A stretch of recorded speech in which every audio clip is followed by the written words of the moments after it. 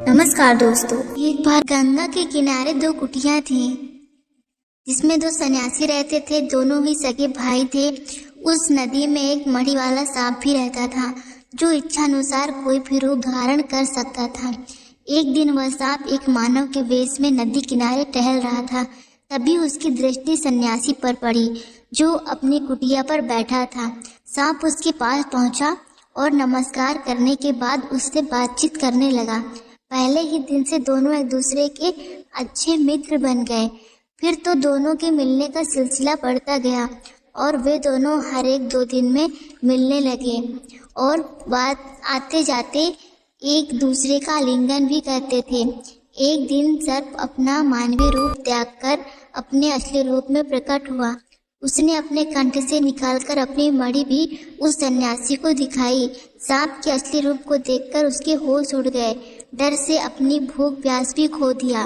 इससे उसकी अवस्था कुछ दिनों में एक चिरकालीन रोगी की तरह हो गई। बड़े सन्यासी ने जब उसकी रूढ़ अवस्था को देखा तो उससे उसका कारण जानना चाहा। छोटे भाई के भय को जान उसने एक सलाह दिया कि उसे उस सर्प की मित्रता से छुटकारा पाना चाहिए और किसी भी व्यक्ति को दूर रखने का उपाय है कि उसकी कोई प्रीतम वस्तु मांगी जाए।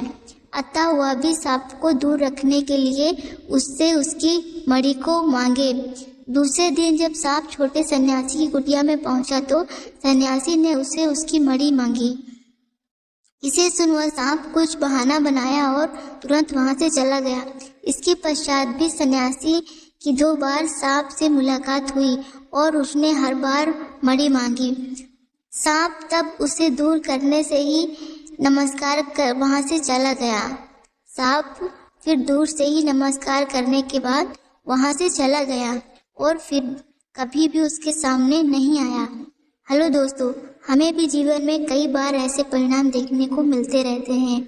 अगर हम बिना किसी का व्यक्तित्व जाने दोस्ती करते हैं तो हम कुछ समय के लिए ही सुखपूर्वक रह सकते हैं, लेकिन असलियत जानने के बाद हम अपना जीवन डर और भय के साथ जीने लगते हैं।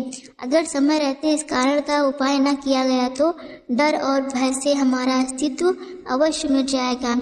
अगर आप भी इसी परेशानी से गुजर रहे हैं तो आपको भी सन्यासी की ही तरह कार्य करना चाहिए, जिसके कारण आपकी परेशानी अवश्य हल हो जाएगी। संकट प्रत्येक मनुष्य पर आते हैं, परंतु बुद्धिमान व्यक्ति को चाहिए कि संकटों और आपत्तियों से तभी तक डरना चाहिए जब तक वे सिर पर न आ जाए। संकट और दुख आने पर तो व्यक्ति को अपनी पूरी शक्ति से उसे दूर करने का प्रयत्न करना चाहिए, जिस कारण से आप खुशीपूर्वक जीवन बिता सकेंगे। जीवन वह नहीं है जो हमें मिला है, जीवन वह है जो हम बनाते हैं।